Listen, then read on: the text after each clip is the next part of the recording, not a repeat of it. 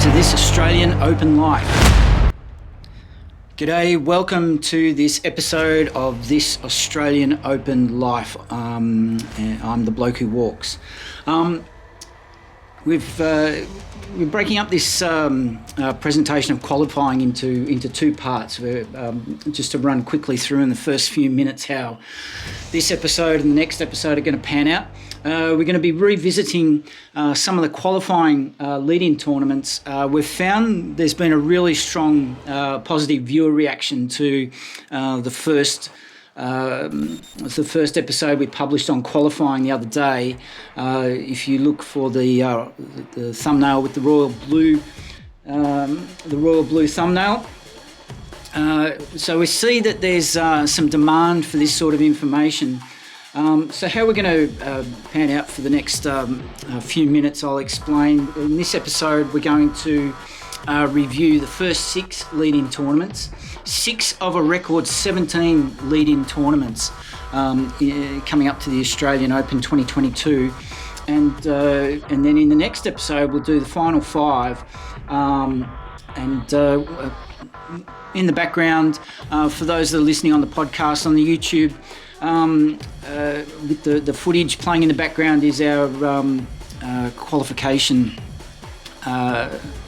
episode, and finishes off with the welcome tour that we filmed around Melbourne Park, which looks to give you a sense of all the hard work that's going into the preparations, in addition to all the COVID situation that we've all had to deal with this last 2 years.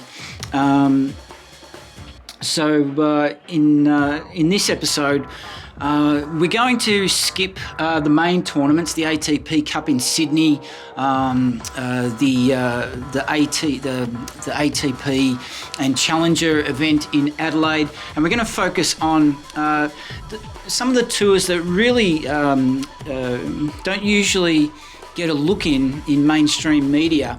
And if you're a real tennis fan, you'll be following those. But if you're someone like me who's interested in the Australian Open, who always tunes in every January, it can be a bit hard to find relevant information in the mainstream media. Even good old Uncle Google doesn't really pull up very relevant information. So there's lots of it around, but it can be a bit tricky and time consuming to find, which is kind of funny in this technologically driven and digital world we live in. So that's what we're aiming to do in this episode.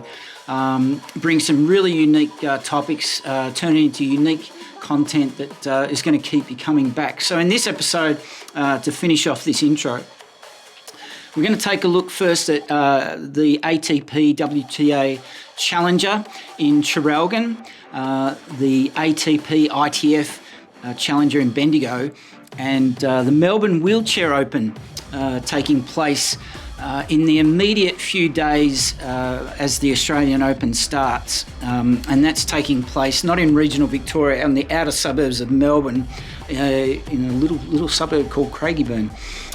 So that's how it's going to pan out.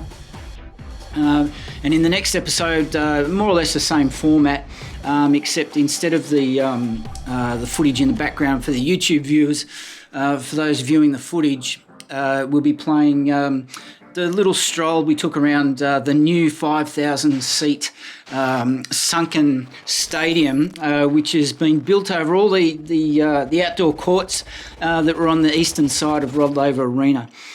So that's done and dusted. So take a breath, make a cup of tea, and we'll come back and get into the second part of this episode. Thanks for staying with us in this episode. Welcome back. So we've taken a bit of a breath, and we're just going to go slowly and methodically through these 3 lead-up tournaments on the Challenger circuit. And we'll start with the Traralgon ATP WTA Challenger. It's running between January 2 and January 9 in regional Victoria. And you can get all the details from traralgontennis.com.au. They haven't got any details up on their website yet. about ticketing. Hopefully that's on its way soon. But if you do want to chat to somebody about it, you can dial the club directly on Melbourne +61 area code 03 5174 4626. If you're lucky enough to be able to be in the country and beat, our borders are a bit more open now than they were this time last year. And get up there to see some up-and-coming talent, and also see some of the journeymen and women that make their way around the tennis circuit. So we'll just we're not really going to be able to go into too many details about players, given that the draw isn't finalised, the entrants aren't finalised, and even though it's December, it's worth just touching base just to get the lay of the land for how things sat before COVID hit. And Traralgon's a good case in point, actually, because COVID completely wiped out the event altogether. The Latrobe City Traralgon ATP Challenger was last held in October 2019. And last year, Melbourne in October 2020 was just about to come out of its third strict lockdown, and little did we know that we had another 3 ahead of us. But we won't go into that. So with the men's ATP, there was 48 entrants, and they were playing on a hard court surface for prize money of just over 54,000 Australian dollars, and that prize money went to Australian Mark Polmans in an All-Australian final, playing Andrew Harris, and Polmans got the better of Harris in 2 sets. It was 7-5, 6-3, quite close, you would have to say, and it looks like Polmans got the better of Harris in the second set, as sometimes happens in 2-set matches with a first set tiebreaker, doesn't it? Sometimes that winner of the tiebreak does go on to get a break and break across the line quite easily. So there's no details out yet about the draw and the other details about the dates and tickets, but we do know that it will be held January 2 to January 9.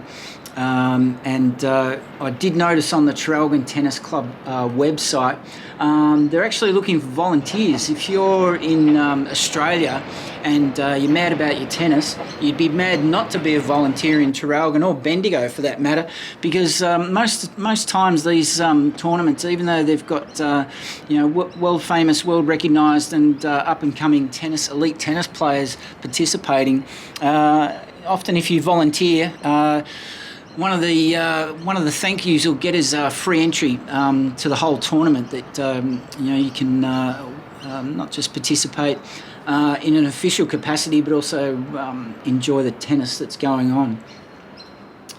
So moving along to details about the Bendigo tournament. That's an ATP ITF Challenger tournament running from January 3 to January 9 in 2022. Bendigo being in regional Victoria, of course. Bendigo did manage to get its event run in 2020, and the final was between some overseas players. Steve Johnson, pretty well known hard-working player on the circuit, the American, and Stefano Travaglia, the Italian, who made it to the final and didn't get stuck in Lygon Street in Melbourne, where all the Italian culture is always thriving, the pizza and the coffee, the cafe culture. Johnson won that title in straight sets, 7-6, 7-6, 2 tiebreakers in a row, and that was quite a hard-fought win for Johnson. So again, information about Bendigo is a bit light on the ground, but they've got a great website up that way with plenty of information. I won't go through all of it here because the idea is to make you aware of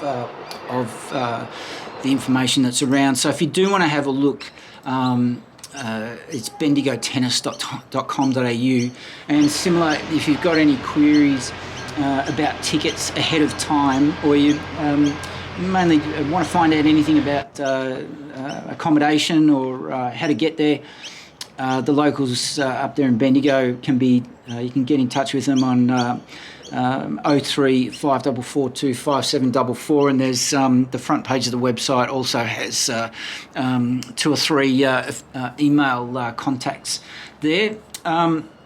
So tickets are coming soon to the Bendigo International off the website there, but also if you're one of our younger listeners, if you want to become a ball kid, go to the homepage of bendigotennis.com.au and you can register. And there's some great things here for any ball kid participating. You'll get a uniform, water, breakfast, lunch and snacks, and you're also entitled to 2 Australian Open ground passes for contributing in such a massive way as a thank you from the good folk in Bendigo. So if you have any questions about that, you can get your mum and dad to ring James at the Bendigo International on 0427 165 356. So for the last tournament, leading tournament that I just want to go through in the remainder of this episode, we've still got a few minutes left, is the Melbourne Wheelchair Open. And it would be remiss as an Australian not to mention the Australian wheelchair Grand Slam champion Dylan Alcott is retiring, he's announced. Now it's worth just going through Dylan's recent record. Record in his last 5 Grand Slam finals is simply amazing. He has beaten 3 different blokes from 5 different nations. He's beaten Andy Lapthorne from Great Britain, Sam Schroeder 3 times, and Niels Vink, those 2 blokes from the Netherlands. That he's claimed the French Open, the Australian Open, a second French Open, Wimbledon and the US Open. And keep in mind that pretty much all those tournaments, probably except for the French Open, the Australian Open he won in 2020 just before COVID hit, and then last year's Australian Open was in between all our strict lockdowns with those hotel quarantine requirements. But onto the main attraction of this particular episode being the Melbourne Wheelchair Open, being held in the outer suburb of Melbourne, Craigieburn, from January 15 to 19. And there are plenty of details about this tournament available thanks to Tennis Australia, that has been able to publish the fact sheet for this particular tournament. The ITF classification for this is the Super Series, and it's got prize money of $45,000, which would be handy. It's being held at the Hume Tennis and Community Centre on a plexi cushion surface. Now, if you want any more details, whether you're in Australia or overseas, humetennis.com.au, and also wheelchair.tennis.com.au are your main destinations of information. Now, it's a fairly big draw, the field for this particular tournament. The men's singles, the main draw is 32. The women's singles the main draw is 24. Now, there's also quad singles and quad doubles, and naturally men's and women's doubles, but the women's doubles is a maximum 12, whereas the men's doubles is 16. So worth getting out to see. The wheelchair tennis, definitely a good attraction, and if you're a true tennis fan, no doubt that elite level of play will be right up your alley. drawing up to the final couple of minutes for this episode. So I hope you've enjoyed this rundown of these 3 tournaments. We'll finish off in the next episode with the other 5 that are in the lead up to the Australian Open. We've seen that there's a real hunger and demand for this sort of content about qualifying information. If you've got any comments, whether positive or negative, please drop the comments below.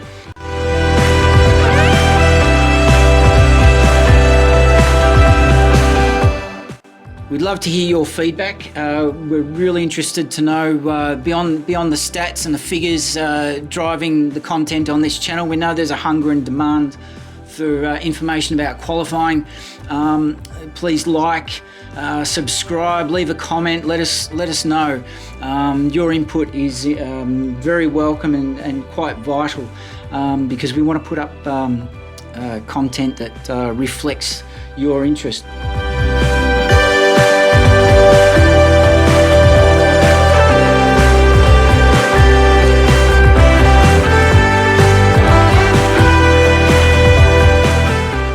I'm the bloke who walks.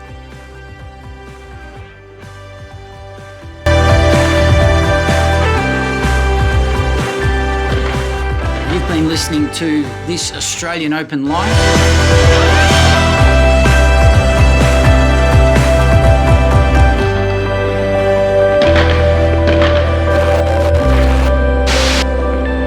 And we'll see you in the next episode. Bye for now.